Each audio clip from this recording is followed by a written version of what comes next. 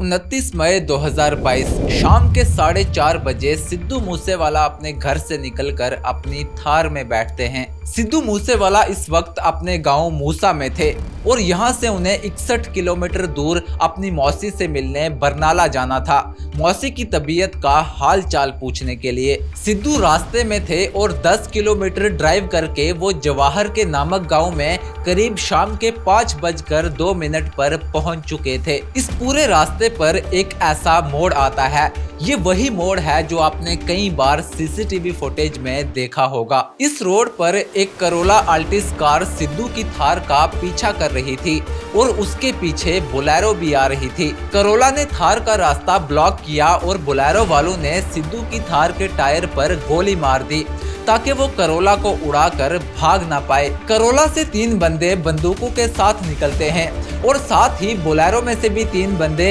हाथ में बंदूकें लिए सिद्धू मूसेवाला पर धड़ाधड़ 30 गोलियां बरसा देते हैं। टोटल 30 गोलियां चलाई गई थी, जिसमें 19 गोलियां सिद्धू मूसेवाला को लगी। इसके बाद सिद्धू को हॉस्पिटल ले जाने के लिए एक राह चलती दूसरी गाड़ी की मदद ली गई, लेकिन हॉस्पिटल पहुंचने पर ही सिद्धू मूसेवाला को ब्रॉड डेड डिक्लेयर कर दिया गया। इस वक्त की ब्रेकिंग न्यूज आपको बता रहे हैं। बड़ी खबर यह है कि पंजाबी गायक सिद्धू मूसेवाला की दिन दहाड़े हत्या कर दी गई है। उन पर पंजाब के मानसा के गांव जवाहर के में फायरिंग की गई है। खबर आ रही है सिद्धू मूसेवाला का कत्ल कर दिता गया है। बहुत बड़ी मंदभागी खबर पूरे पंजाब के लिए, सिद्धू मूसेवाला का कत्ल हो गया है। शॉकिंग बात यह थी कि शूट आउट के थोड़ी ही देर बाद लॉरेंस बिश्नोई के राइट हैंड गोल्डी बरार ने ये पोस्ट डाली और लॉरेंस बिश्नोई के भांजे सचिन बिश्नोई ने न्यूज चैनल वालों को कॉल किया। दोनों ने डायरेक्टली बहुत प्राउड फील करते हुए सिद्धू मूसेवाला की हत्या की जिम्मेदारी ली। लेकिन हैरान कर देने वाली बात सिद्धू का मर्डर नहीं था। सबसे ज्यादा हैरान कर देने वाली बात ये थी कि एक जेल के अंदर बैठे गैंगस्टर ने इस पूरे मर्डर को प्लान किया था, जिसकी वजह से सिस्टम के ऊपर सवाल बहुत ज्यादा खड़े होते हैं। ठीक इसी तरह पिछले कुछ सालों से मशहूर और नामचीन लोगों को धमकाया जा रहा है और कई लोगों का दिन दहाड़े कत्ल कर दिया जाता है और हर केस में बार बार एक ही चीज सामने आती है, गैंगस्टर्स। आखिर इंडिया में ऐसा सिस्टम कैसे एग्जिस्ट करता है जहां जेल के अंदर से भी मर्डर प्लान हो सकते हैं? और अगर गवर्नमेंट सच में इतनी पावरफुल है तो फिर इन गैंगस्टर्स को पूरी तरह मिटा क्यों नहीं दिया जाता? आइए जानते हैं आज की इस वीडियो में।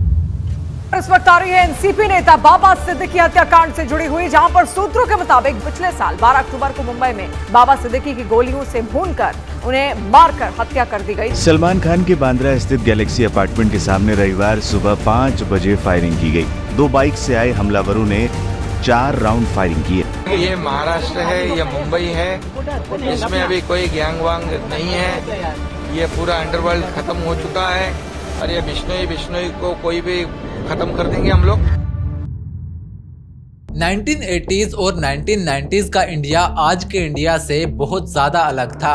उस वक्त स्मगलिंग, ब्लैक मार्केट और अंडरवर्ल्ड बहुत तेजी से ग्रो कर रहा था। मुंबई अंडरवर्ल्ड का नाम पूरे देश में डर का एक चेहरा बन चुका था। 1980s और 90s के दशक को याद करते ही दिमाग में सबसे पहला नाम आता है दाऊद इब्राहिम। दाऊद इब्राहिम जैसे अंडरवर्ल्ड फिगर ने सिर्फ क्राइम ही नहीं किया, उसने बिजनेसमैन, बिल्डर और पॉलिटिकल नेटवर्क्स तक एक्सेस बना लिया। और यही वो मोमेंट था जब इंडिया में ऑर्गेनाइज्ड क्राइम सिर्फ स्ट्रीट वायलेंस नहीं रहा, बल्कि वो पावर स्ट्रक्चर का हिस्सा बनने लगा। इंडिया में गैंगस्टर्स सिर्फ क्रिमिनल्स नहीं होते, बहुत बार वो वोट मैनेजर, लैंड कंट्रोलर और पॉलिटिकल एसेट्स बन जाते हैं। और इसी वजह से इंडिया में क्राइम और पॉलिटिक्स का कनेक्शन एक डेंजरस इकोसिस्टम बन चुका है। गैंगस्टर्स डेंजरस तब नहीं होते जब उनके पास असला या बारूद होता है, वो डेंजरस तब होते हैं जब उनके पास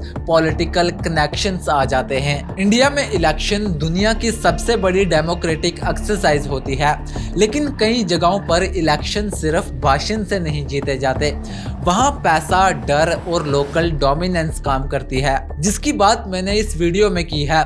अगर आप चाहो तो ये वाली वीडियो देखने के बाद जाके उस वीडियो को देख सकते हो, जिससे आपको ये समझ में आ जाएगा कि कैसे पॉलिटिक्स में क्रिमिनल्स की एंट्री होती है, कैसे क्रिमिनल्स को पॉलिटिशियंस की और पॉलिटिशियंस को क्रिमिनल्स की जरूरत होती है, और कैसे बाद में फिर यही क्रिमिनल्स मंत्री बन जाते हैं। वीडियो में आगे बढ़े तो इंडिया दुनिया की सबसे बड़ी डेमोक्रेसी होने की वजह से यहाँ इलेक्शन जीतना आसान नहीं होता। इसी वजह से कई पॉलिटिकल पार्टीज ऐसे कैंडिडेट्स को टिकट देती हैं जो ऑलरेडी अपने लोकल एरिया में बहुत ज्यादा पावरफुल होता है। यही एक वजह है कि साल 2024 के लोकसभा इलेक्शन जीतने वाले लगभग 46% एमपीज पर क्रिमिनल केसेस चल रहे थे और around 31% MPs serious criminal charges face कर रहे थे, जिनमें murder, attempt to murder, extortion, kidnapping और क्राइम अगेंस्ट वुमेन जैसे केसेस भी शामिल थे। और ये इशू सिर्फ एक पॉलिटिकल पार्टी का नहीं था, बल्कि ऑलमोस्ट सभी मेजर पॉलिटिकल पार्टी के कैंडिडेट्स पर क्रिमिनल एलिगेशंस मौजूद थे। इंपॉर्टेंट बात ये है कि एलिगेशंस और कन्विक्शन सेम चीज नहीं होती।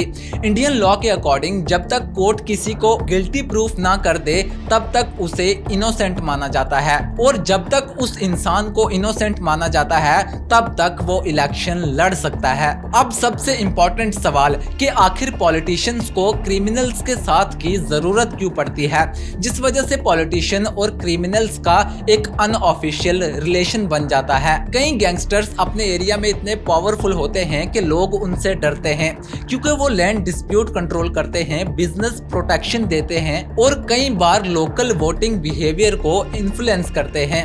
भारत जैसे देश में इलेक्शंस बहुत महंगे पड़ते हैं और कई क्रिमिनल नेटवर्क्स के पास मैसिव कैश फ्लो होता है। इसी वजह से पार्टीज कई बार लोकल स्ट्रॉन्ग मैन को सपोर्ट करती हैं, क्योंकि उनके पास ऑलरेडी इन्फ्लुएंस और लोकल नेटवर्क होते हैं। इंटरनेट पर बहुत से लोग बोलते हैं कि अगर गवर्नमेंट चाहे तो इन गैंगस्टर्स को एक ही दिन में इनकाउंटर करके उड़ा सकती है, लेकिन रियलिटी इतनी सिंपल नहीं है, क्योंकि इंडिया कोई डिक्टेटरशिप नहीं है। गवर्नमेंट ऑफिशियली किसी भी सिटीजन को बिना लीगल प्रोसेस के एलिमिनेट नहीं कर सकती। वो अलग बात है कि जब तक गवर्नमेंट का खुद का उसमें कोई फायदा ना हो। अगर स्टेट बिना कोर्ट ट्रेल के लोगों को मारना शुरू कर दे तो इनोसेंट लोग भी टारगेट हो सकते हैं। इसीलिए अरेस्ट, इन्वेस्टिगेशन और कोर्ट्स एग्जिस्ट करते हैं, क्योंकि रूल ऑफ लॉ डेमोक्रेसी का बेसिक प्रिंसिपल है। इंडिया का जुडिशियल सिस्टम ऑलरेडी ओवरलोडेड है, करोड़ों केसेस कोर्ट्स में पेंडिंग पड़े हुए हैं। इसी वजह से कई क्रिमिनल्स के केसेस सालों तक कोर्ट में चलते रहते हैं। लेकिन कई एक्सपर्ट्स के अकॉर्डिंग सबसे बड़ी प्रॉब्लम सिर्फ कोर्ट्स का स्लो होना नहीं है, बल्कि पॉलिटिकल प्रोटेक्शन भी है। जब क्रिमिनल्स पावरफुल पॉलिटिकल नेटवर्क्स के क्लोज आ जाते हैं तब इन्वेस्टिगेशन और प्रोसिक्यूशन कॉम्प्लिकेटेड या फिर कॉम्प्रोमाइज हो जाते हैं। इंडिया में एक और कंट्रोवर्शियल सिस्टम डेवलप हुआ, इनकाउंटर कल्चर। कई लोगों का ये मानना है कि डेंजरस क्रिमिनल्स को जितना जल्दी हो सके एलिमिनेट कर देना चाहिए, और जब हमारा जस्टिस सिस्टम स्लो हो जाता है तब पब्लिक पुलिस इनकाउंटर को जस्टिस समझने लगती है। लेकिन फेक इनकाउंटर्स का डर भी बिल्कुल सच है। ह्यूमन राइट ऑर्गेनाइजेशन कई बार ये इल्जाम लगाती रही है कि कुछ इनकाउंटर्स जेन्युइन नहीं होते। इसी वजह से इनकाउंटर्स इंडिया में एक हाईली कंट्रोवर्शियल टॉपिक रहा है। आज के गैंगस्टर्स सिर्फ अंडरवर्ल्ड डॉन नहीं होते, अब क्रिमिनल्स सोशल मीडिया ब्रांडिंग का भी यूज करते हैं। यूथ की फैन फॉलोइंग बिल्ड की जाती है।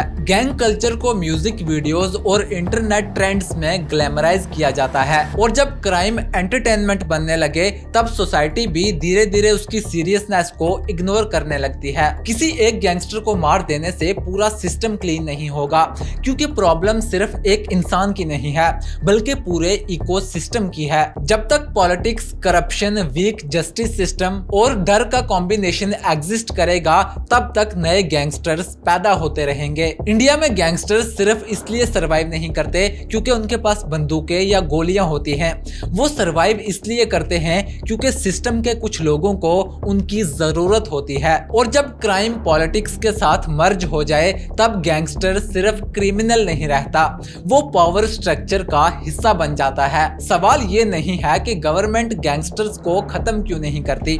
सवाल ये है कि क्या वाकई में सिस्टम उन्हें खत्म करना भी चाहता है या नहीं। सब्सक्राइब